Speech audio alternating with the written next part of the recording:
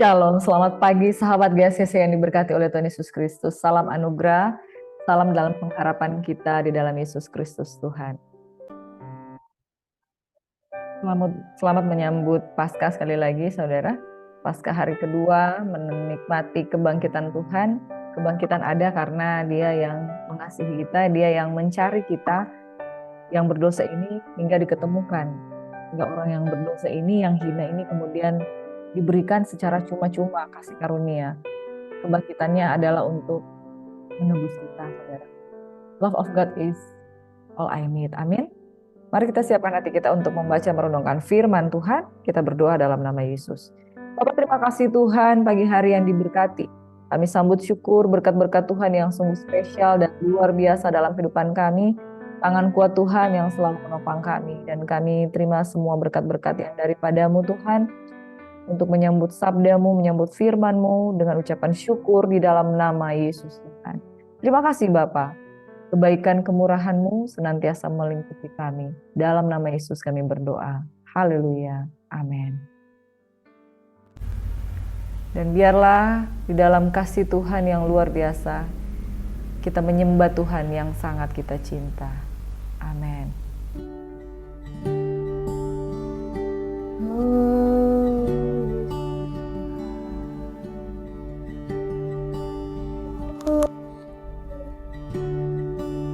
Bersyukur selalu bagi kasih-Mu di dalam hidupku.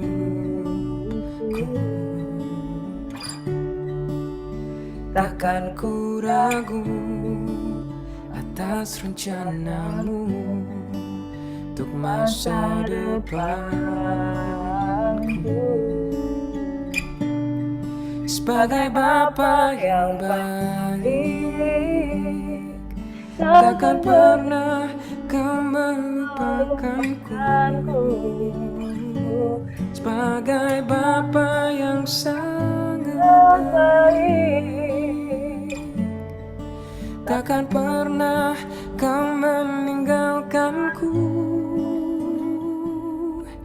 Ku kan menari dan bersuka karena-Mu, oh Yesusku, dan ku kan minum air-Mu bagai rusa rindu selalu.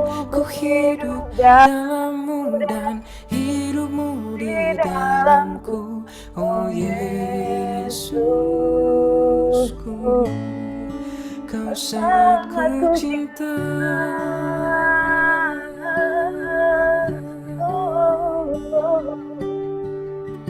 Sangat ku cinta.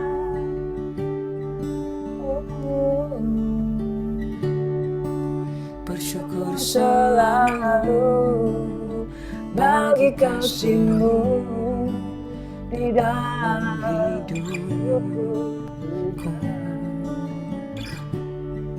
Takkan ku ragu atas rencana-Mu untuk masa depanku, Tuhan. Sebagai Bapa yang baik, takkan pernah Kau melupakanku. Sebagai Bapa yang sangat baik, takkan pernah Kau meninggalkanku. Ku kan menari dan bersuka karena-Mu, Yesusku, dan ku kan minum air-Mu bagai rusa rindu selalu.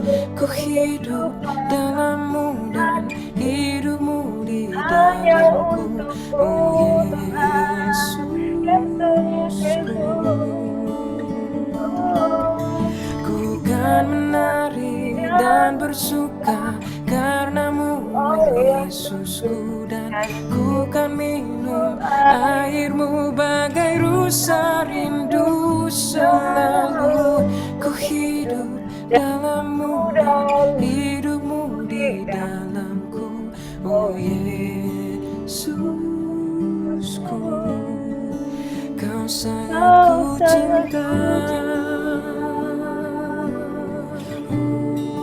Kau sangat ku cinta.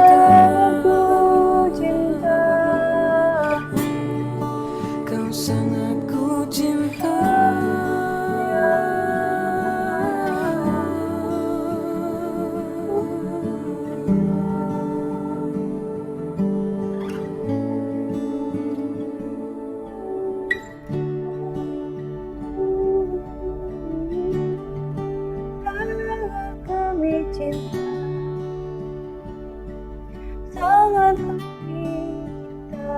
Sebab Engkau yang telah terlebih dahulu mencintai kami, Engkau yang telah memberikan segalanya bagi kami, Engkau yang sudah mencari kami, Engkau yang sudah mengupayakan pendamaian itu bagi kami, sehingga setiap kami yang najis, berdosa, tidak layak, setiap kami yang tertuduh, setiap kami yang berbeban berat, kemudian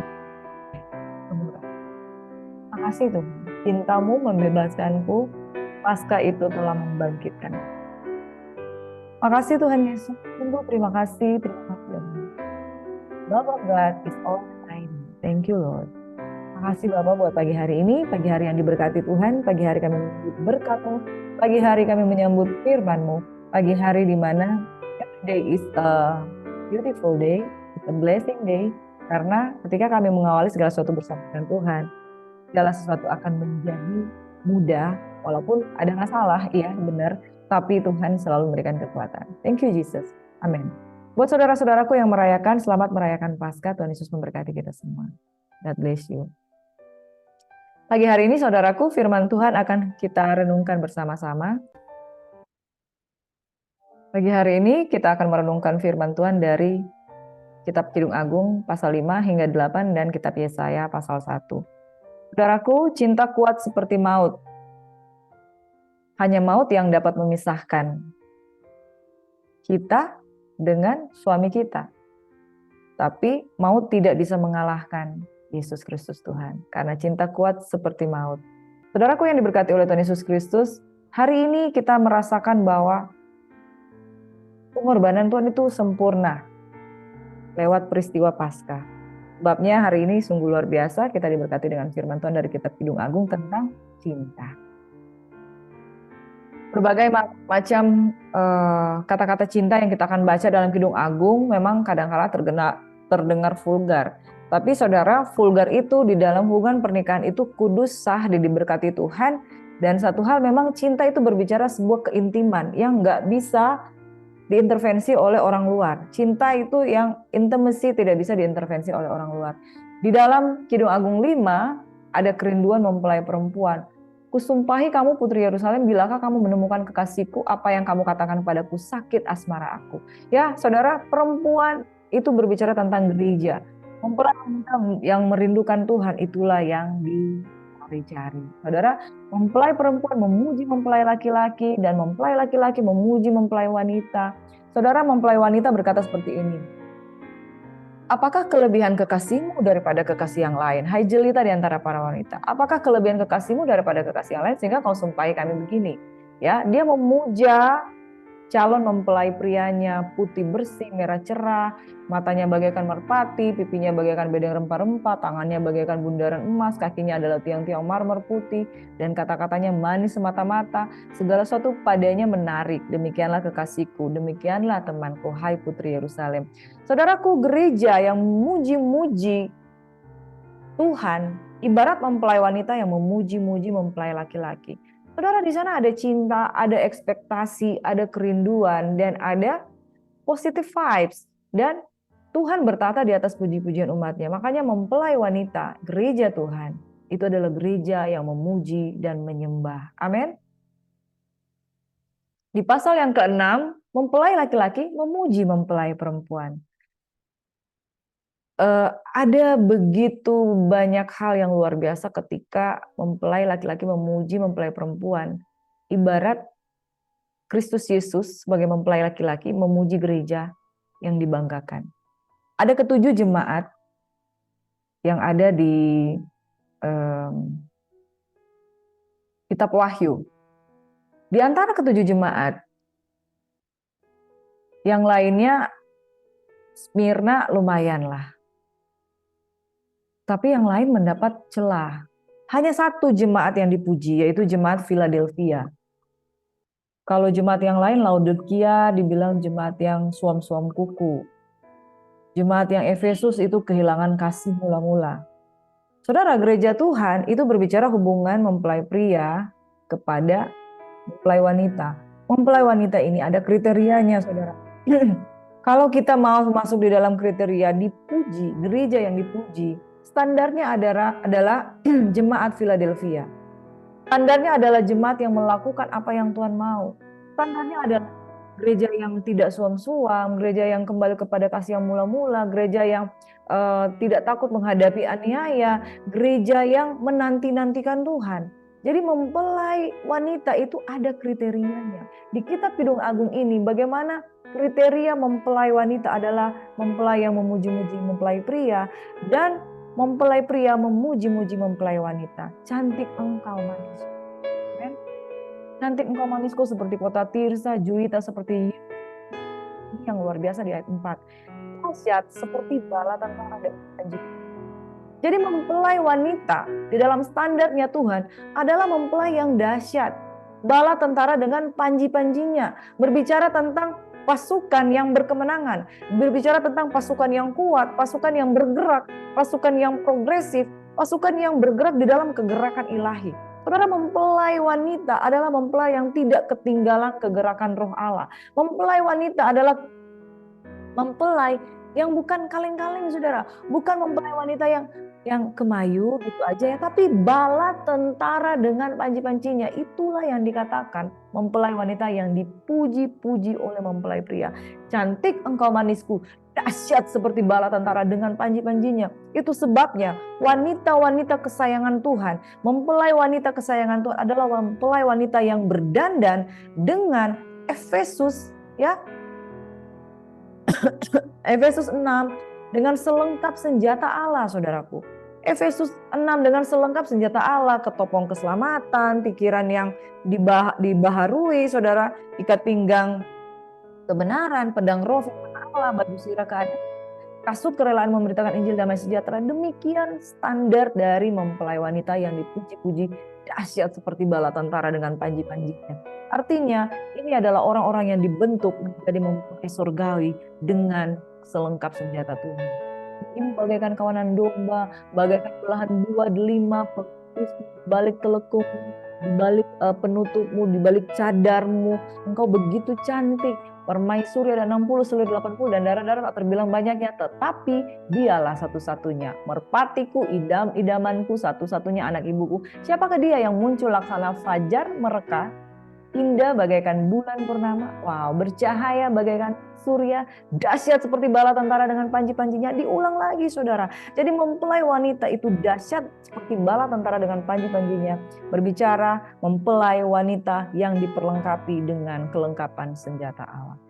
Masa dikatakan lehermu bagaikan menara gading, matamu bagaikan telaga di Hesibon dekat pintu gerbang Batrabim, menara di gunung Libanon yang menghadap ke kota Damsyik. Kepala seperti bukit Karmel, rambut kepalamu merah lembayung, aja tertawan dalam kepang-kepangnya. Saudara, berikan alasan bagi Tuhan supaya dia bisa menjadi mempelai. Amin. Berikan alasan bagi Tuhan sebagai mempelai pria yang kemudian dia menyukai. Inilah seperti Ratu Esti. Begitu indah, begitu cantik, begitu mempesona. Caranya meminta kepada raja itu begitu sopan. Sehingga Raja Ahasiweros berkata, setengah dari kerajaanku akan kuberikan kepadamu. Saudara, ini enggak saatnya, saudara, di gereja yang kemudian Tuhan Tuhan mencibir kemudian, kenapa kamu seperti ini?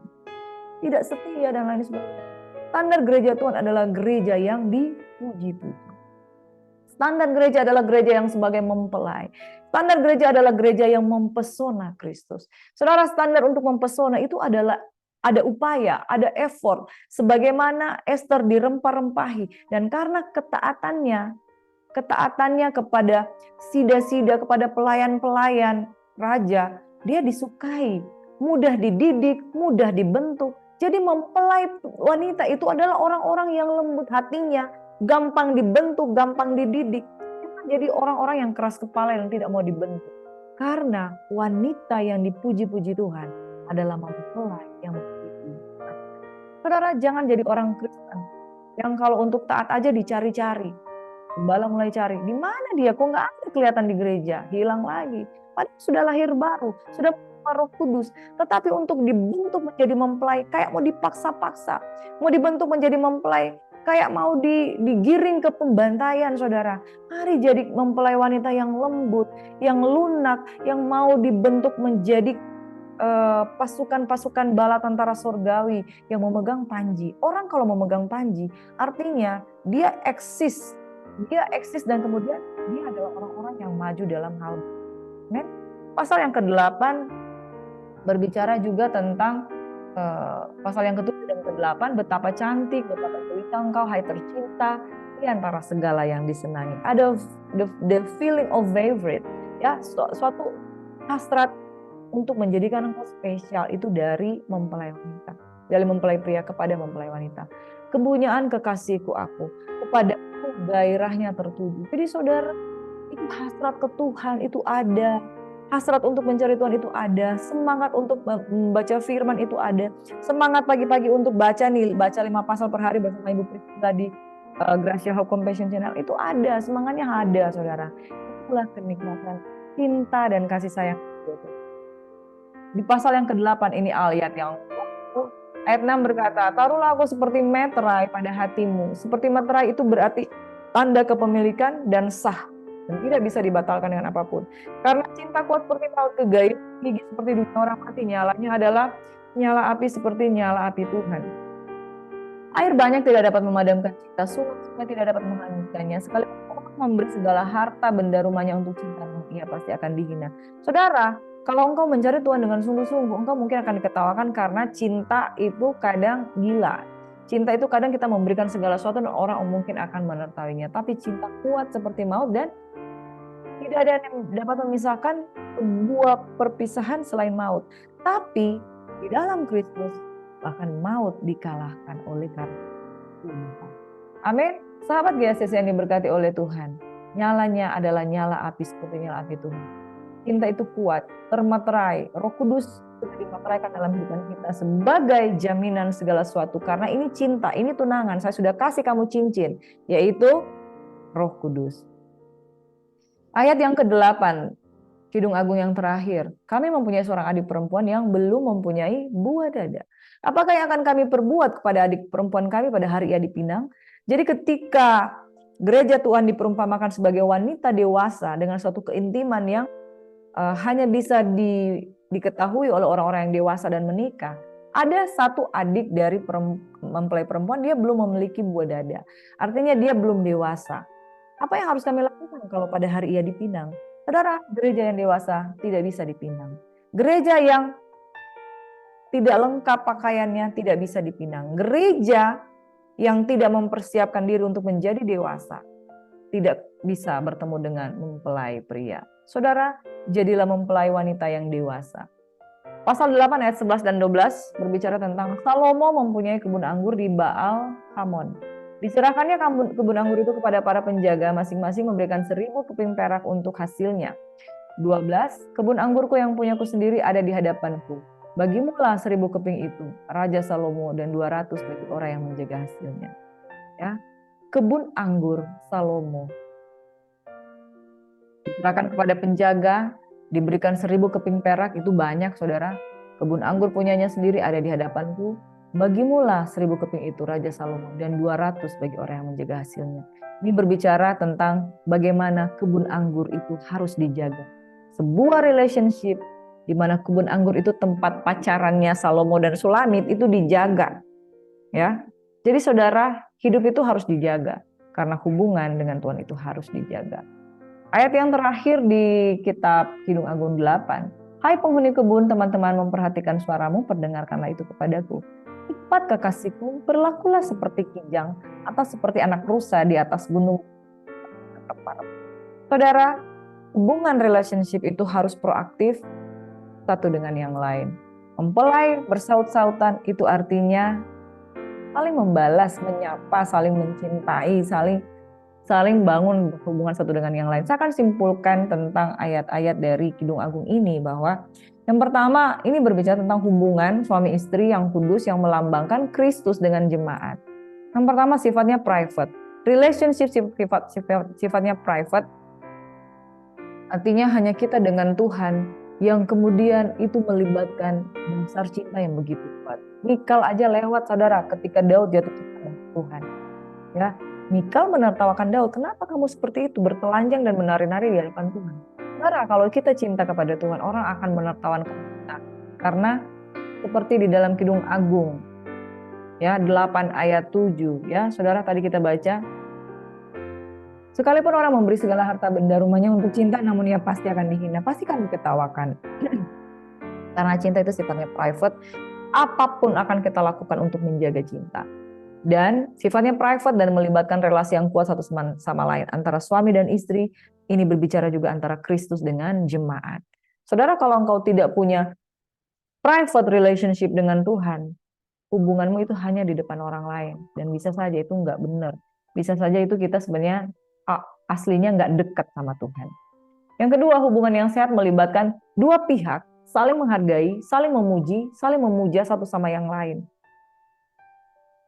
Jadilah gereja yang dipuji oleh Tuhan. Jadilah gereja yang dikagumi oleh Tuhan.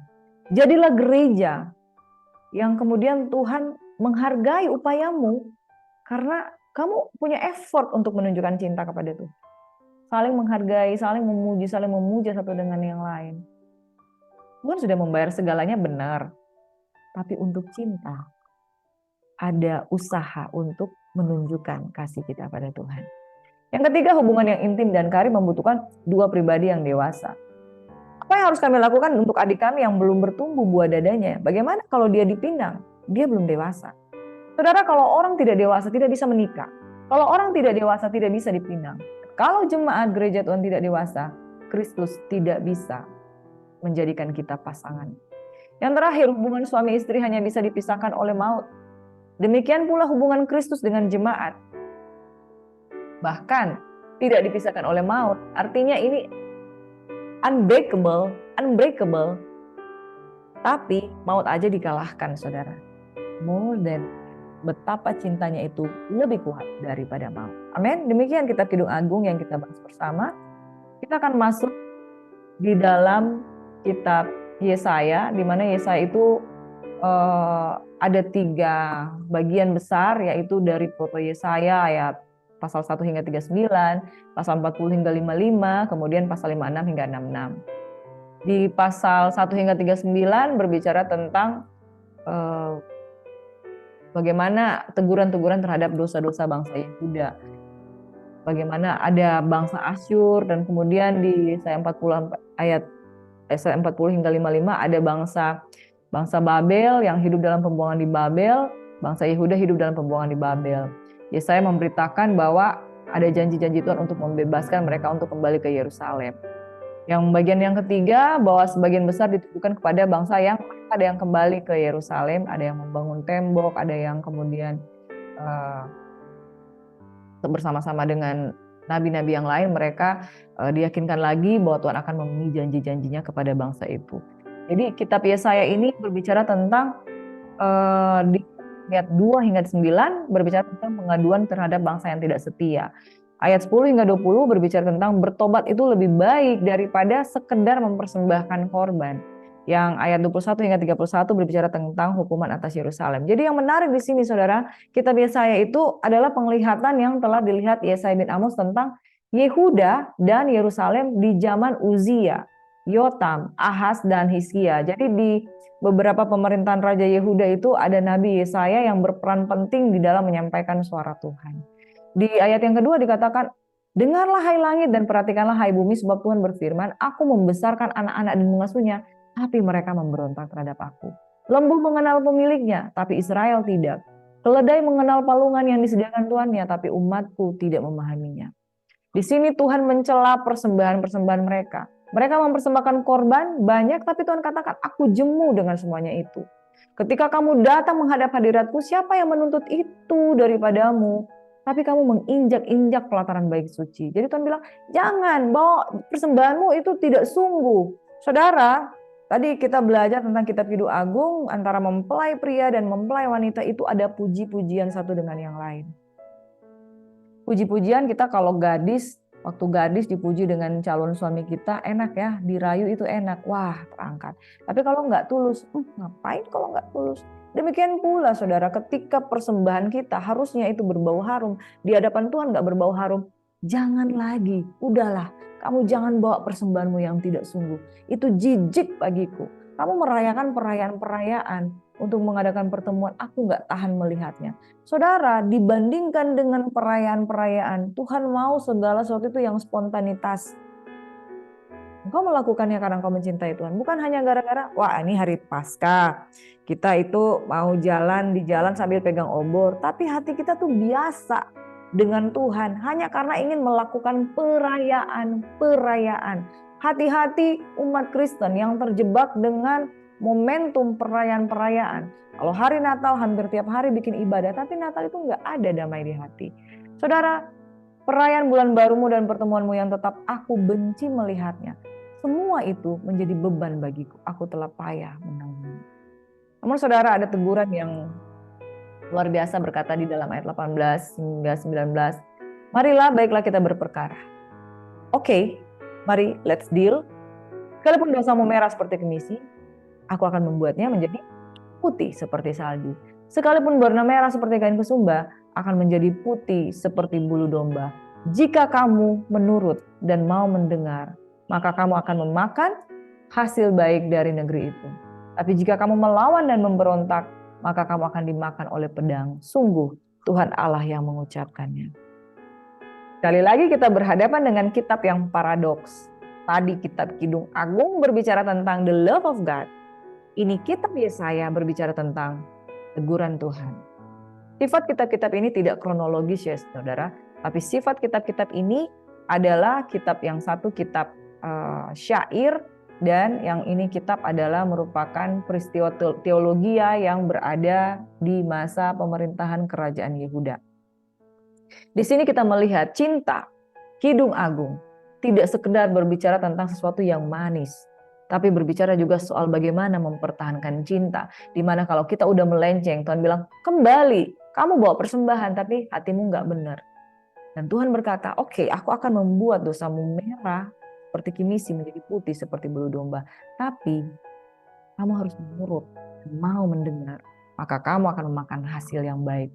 Saudara, kitab Yesaya ini nantinya kita akan belajar banyak hal tentang teguran-teguran Yesaya kepada Yehuda. Dan saudara akan melihat bahwa kasih itu enggak sekedar berbicara soal yang enak-enak, tapi kasih itu berbicara soal, come on, kamu kembali. Kalau mempelai wanitanya udah terlalu jauh dari Tuhan, mustahil saudara akan menerima puji-pujian dari mempelai pria. Standarnya adalah kita harus menemukan cinta, puji-pujian sang mempelai pria dalam diri kita. Kalau kita kena teguran, itu kita berarti udah hubungannya udah retak, udah sangat jauh. This is time for you to come back to Jesus. Amin.